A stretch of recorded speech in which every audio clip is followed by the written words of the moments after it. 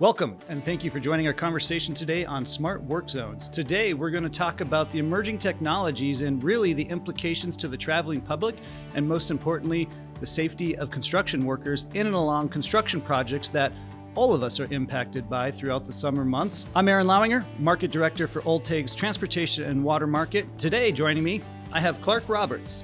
Clark is a senior engineer at Ulteig who has 31 years experience and has spent the last 5 years here at Ulteig being our subject matter expert. Welcome to the show, Clark. Thank you. Thank you for having me. So coincidentally, we're having this podcast this week, and it's actually National Work Zone Awareness Week. And I was looking at some stats, which are completely just staggering. 30,000 fatalities a year, which are caused by numerous factors without a doubt. We're specifically talking about work zone safety. And I saw Federal Highway had just put out that there is 124 deaths.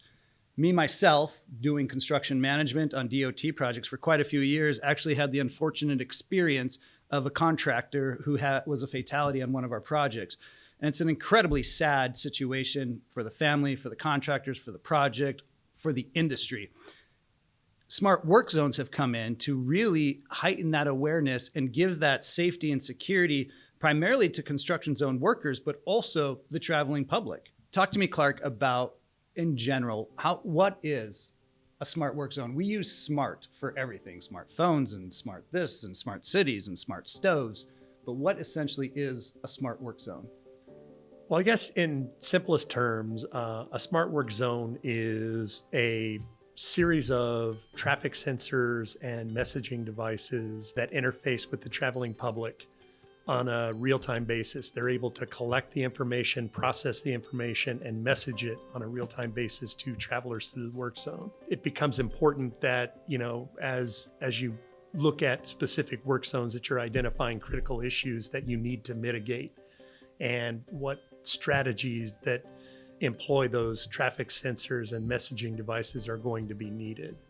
Are there smart work zones also include geofences that alarm construction workers that a vehicle is impeding within the zone that they're working in, giving them that alarm? And I ask because, we've worked in some pretty intense situations, and we've done all the things we need to do from a safety perspective. In my days in construction management, we would have spotters still, that as we had a survey crew and someone would spot for them vehicles, just given the amount of congestion and the speed. Are those type of technologies also starting to emerge? Yeah, I guess a quick answer to that is yes. There are connected devices, ITS connected devices that provide intrusion alarms. Nothing as advanced that I'm aware of yet that deals with geofencing.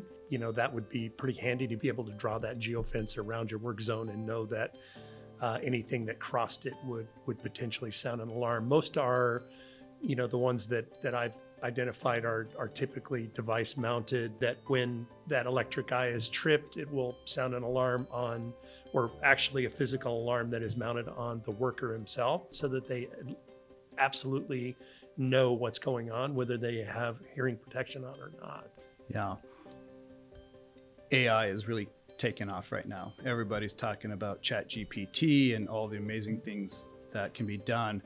From an AI perspective, can we take that technology and improve what we're trying to do in smart work zones for construction? Instantly, when I think about, some of the challenges that, smart work zones have, a lot of it's data integration. You have a lot of existing ITS infrastructure on the highways that is managed by a traffic operations center. They're collecting and processing and storing data, and having the ability under an AI situation to be able to query that on a regular basis to know what's happening outside your work zone on the highway definitely allows it to look at and provide a bigger picture. The VMS, the variable message sign, which is that large sign we always see going into construction sites.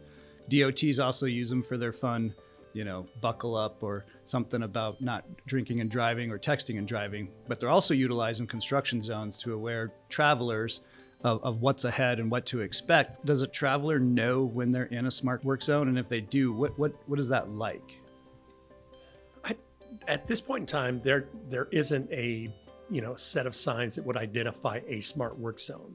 Smart work zones, typically utilize the devices that drivers are already accustomed to. When traffic volumes reach this, this message is to be posted, or when travel time between this device and this device reaches a certain threshold, this message gets posted to the VMS so that it adjusts to the work zone itself. Travelers using the highway systems are pay attention less to travel time information provided by the DOTs and rely mostly on the information that they get from Google Maps or Waze. If they aren't using that, it definitely provides a service. But when you're looking at network wide, I think travelers tend to pay more attention to a Google Maps or Waze. Ulteig wrote, which you were a large leading factor in the Smart Work Zone guidelines for CDOT's Region 1. Are you seeing more and more projects adopt Smart Work Zone policies and procedures? Is it in every project, or is it more of a lagging acceptance? I think it definitely is a lagging acceptance. There are portions of that document that talk about connected ITS devices, and I think we identified 11 types of these devices, including, work zone intrusion alarms that could be incorporated at low dollar value on every project, up to and including systems that take multiple traffic sensors, VSL, variable speed limit signs, throughout the corridor, and then the infrastructure through the work zone that would monitor traffic flow situations. The project, the I-25 South Gap project on I-25 south of Castle Rock down to Colorado Springs, was using a lot of Smart Work Zone technology. And, some of the things, the lessons learned that they had, definitely caused CDOT to think about, when they use it. Those kind of issues are centered around the cost of a Smart Work Zone system. And if you're layering multiple Smart Work Zone systems and strategies inside that work zone, such as truck ingress, egress into and out of the work zone, whether it's in the median or off on one shoulder. So when you start layering multiple strategies, it definitely takes a lot more manpower on the project staffing level to be able to monitor them in real time and make sure that they're functioning. You mentioned I-25 South Gap, which was widening of I-25 between Monument and Castle Rock, which is south of Denver. I believe it was over $500 million to relieve congestion. With the Smart Work Zone implementation, did CDOT see a reduction in accidents and or fatalities? And can we attribute that to Smart Work Zone? I haven't really looked too much or too closely at those statistics. I do think that they were able to control the work zone speed limits more actively through some of the narrow areas where we had, the concrete barrier on both sides, reducing the number of rear ends and secondary accidents from stopped traffic. But yeah, I think they saw an improvement and validated the cost that they were spending on it. So you mentioned large projects versus small projects in application. What do you think is the barrier for implementing, other than maybe let's take out those small minor projects, but collectively looking at larger capital projects? What are those barriers that prevent all of these projects implementing Smart Work Zone technologies that essentially will save lives? Well, I would say definitely the primary reason is the cost itself.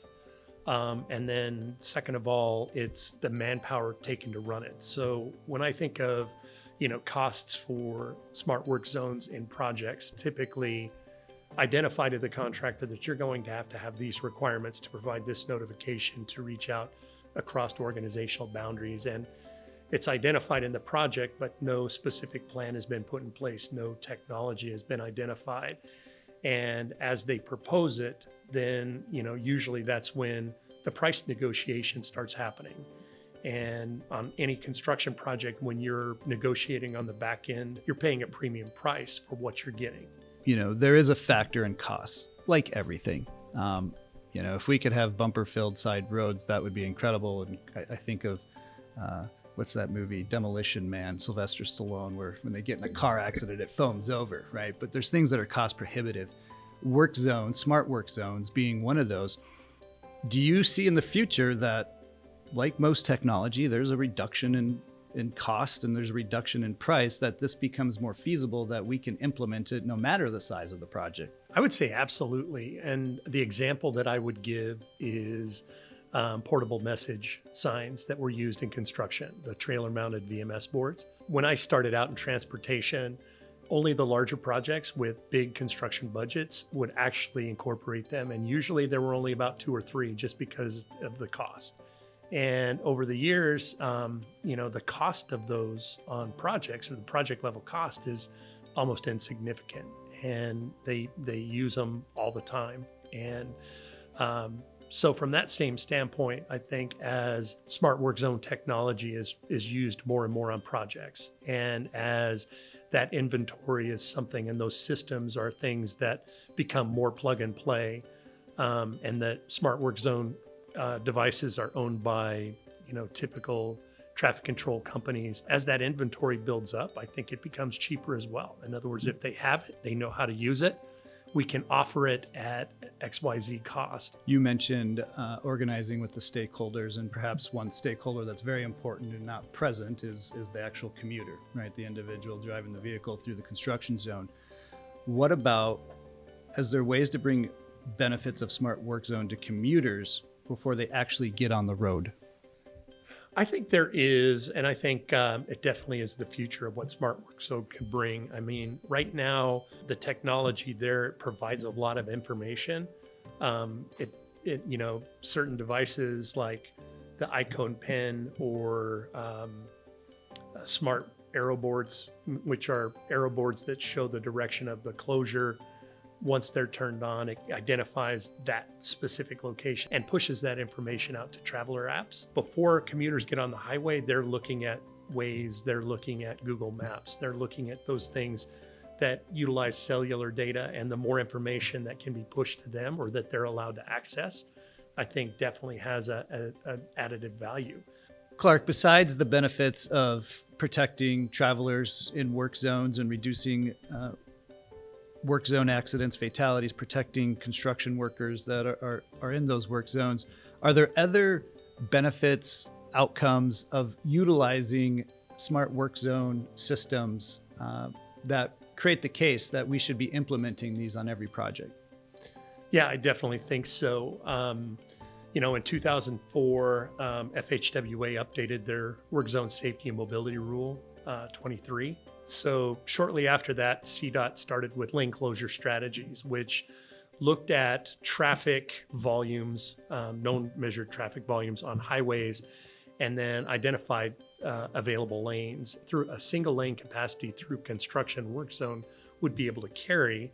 It identified the hours of which, that lane closure could occur, or that taking of that lane could occur. Looking at smart work zone technologies, it's another tool, being able to potentially divert traffic around the work zone, to smooth traffic and harmonize traffic through the work zone, with a work zone speed limit, to maintain or improve vehicles' desire to follow that posted speed limit, and to be able to smooth out certain things like weaving and tapers and eliminating accidents happening in the work zone. You're able to maintain or provide more operational capacity for longer hours. Ulteig's obviously been working on this quite extensively, and we see CDOT as an example that is implementing it. Are there other states, other DOTs that are leading this initiative or really implementing it on the next level? I would say, a lot of the information that as we were going through that research process, Texas has a very good smart work zone guidelines document. This was, the one we did for CDOT, specifically Region 1 traffic, was, I think, at that forefront. They're just now going to start considering developing one on a statewide basis, largely because, trying to make all fit into one size doesn't necessarily make sense when you're looking at project budgets. I think Minnesota has also done some smart work zone stuff, but, based on the research I did, now granted this was a while ago, that was predominantly for larger projects or entire corridors, meaning some of the highways on the East Coast, they span multiple states.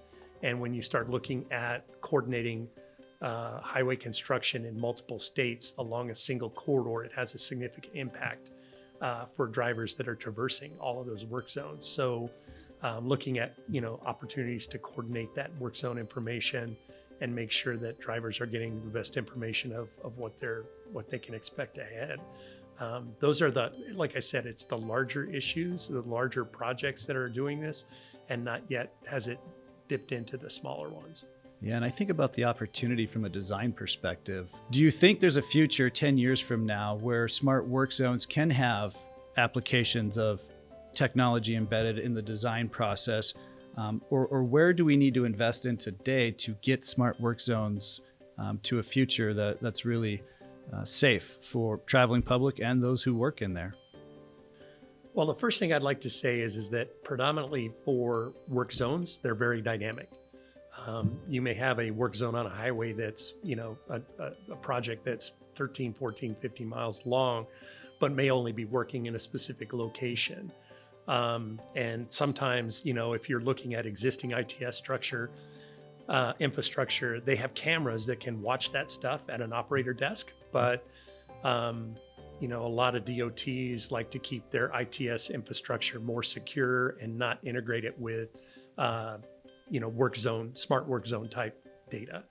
So there is the opportunity to exchange that information. I think that's somewhere where the AI definitely has an opportunity to be beneficial. Even if the AI isn't into the actual ITS system, it can get external XML feeds, which is a data feed that it can process much quicker than a human operator would be able to, and look at that closer to being in real time.